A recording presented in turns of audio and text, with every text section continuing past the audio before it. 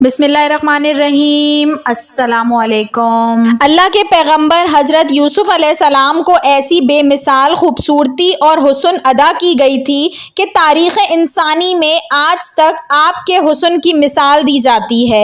شاعر اپنی شاعری اور قصہ گو اپنے قصے کہانیوں میں حضرت یوسف علیہ السلام کی خوبصورتی کا ذکر کثرت سے کرتے آئے ہیں۔ حسن اور خوب روئی کا کوئی پہلو ایسا نہ تھا جو آپ میں نہیں تھا۔ یوسف علیہ السلام کی نیک اخلاق، بردباری اور نرم مزاجی نے آپ کے حسن و خوبصورتی میں مزید اضافہ کر دیا تھا۔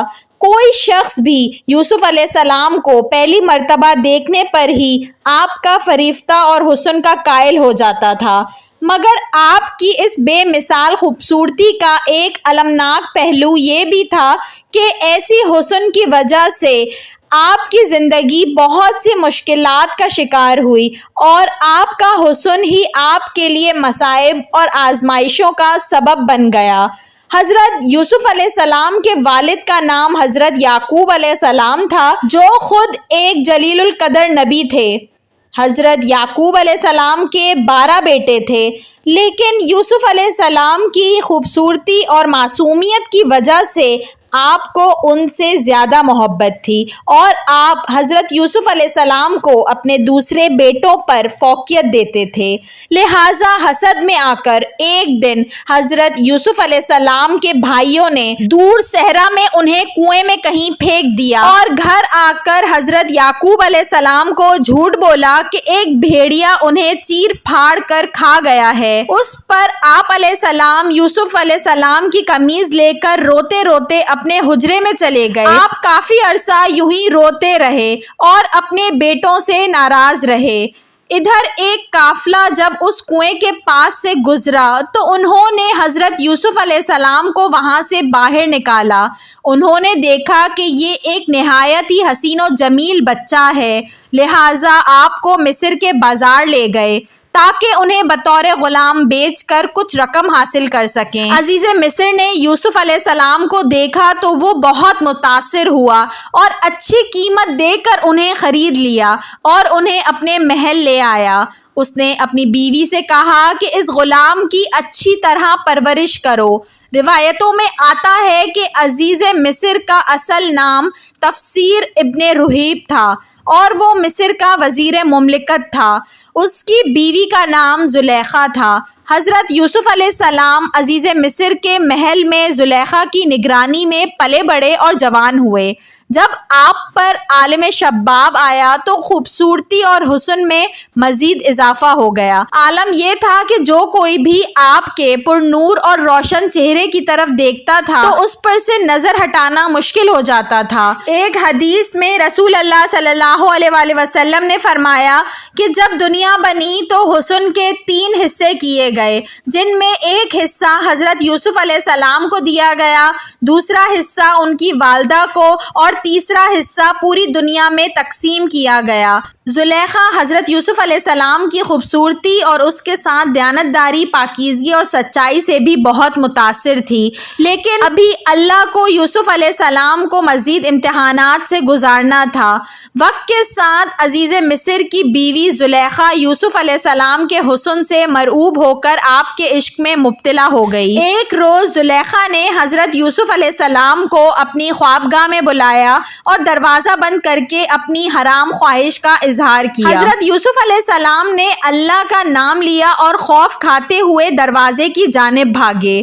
انہیں پکڑنے کے لیے زلیخا ان کے پیچھے دوڑی اور ان کی قمیض کا پچھلا دامن ان کے ہاتھ میں آ گیا، جسے اس نے اپنی طرف کھینچا تو وہ پھٹ گیا۔ حضرت یوسف علیہ السلام باہر نکلے تو سامنے عزیز مصر کھڑا تھا۔ پیچھے سے زلیخا بھی باہر آ گئی۔ اس نے دروازے پر شوہر کو کھڑا دیکھا تو معصوم بن گئی اور یوسف علیہ السلام پر الزام لگاتے ہوئے کہا، یوسف میرے ساتھ غلط ارادہ رکھتا ہے، لہٰذا اسے سخت سزا دیا جائے۔ جب عزیز مصر نے یوسف علیہ السلام کی قمیض کو دیکھا تو پیچھے سے پھٹا ہوا تھا، جو اس بات کی دلیل تھی کہ یوسف علیہ السلام سچے ہیں۔ اور زلیخا کا ارادہ غلط تھا۔ وہیں اللہ کی طرف سے ایک اور معجزہ سرزد ہو گیا اور محل میں موجود ایک دودھ پیتا شیر خوار بچہ اللہ کے حکم سے بول اٹھا اور اس نے گواہی دی کہ یوسف علیہ السلام پاک دامن اور سچے ہیں۔ یوں عزیز مصر کے سامنے سچائی واضح ہو گئی، لیکن اپنی بیوی کی بدنامی کی خاطر وہ خاموش ہو گیا اور بات کو رفع دفع کیا۔ یہ واقعہ آہستہ آہستہ پورے شہر میں عام ہو گیا، لہٰذا مصر کے لوگوں نے زلیخا پر طعن و طنز کرنا شروع کر دیا کہ عزیز مصر کی بیوی خود اپنے ہی غلام کے عشق میں مبتلا ہو گئی ہے۔ ان طعنوں سے تنگ آ کر زلیخا نے ایک بہت بڑی دعوت رکھی، جس میں شہر کی معزز خواتین کو دعوت دی گئی۔ جب دعوت کا آغاز ہوا تو زلیخا نے تمام عورتوں کو ایک چھری اور ایک پھل دے کر اسے کاٹنے کو کہا۔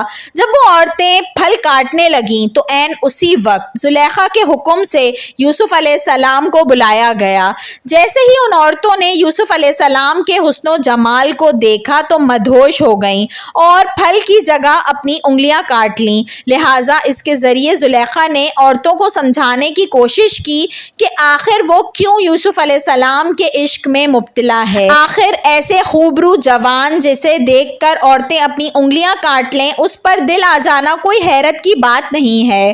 اس واقعے کے بعد ہر دن مصر کی کوئی نہ کوئی عورت یوسف علیہ السلام سے رابطے کی درخواست کرتی تھی، لہٰذا آپ علیہ السلام نے اللہ سے دعا کی کہ ان سے نجات مل جائے۔ آخر کار زلیخا کے لاکھ اصرار کرنے پر بھی یوسف علیہ السلام اس کی طرف مائل نہ ہوئے اور اس کی خواہش کو رد کرتے رہے۔ یوں عزیز مصر اور زلیخا کے حکم سے آپ کو زندان میں قید کر دیا گیا۔ یوسف علیہ السلام کی اس دعا کا ذکر اللہ نے قرآن مجید میں بھی کیا ہے۔ یوسف علیہ السلام نے کہا، اے میرے پروردگار، جس کام کی طرف وہ مجھے بلا رہی ہے اس سے بہتر تو قید خانہ ہے۔ آپ علیہ السلام تقریباً 10 برس جیل میں قید رہے۔ مصر کے بادشاہ نے آپ کو کس طرح آزاد کر دیا، آپ عزیز مصر کیسے بنے اور آپ علیہ السلام اپنے والد اور بھائیوں سے کیسے ملے، اس واقعے کا ذکر میں کسی اور ویڈیو میں ضرور کروں گی انشاءاللہ۔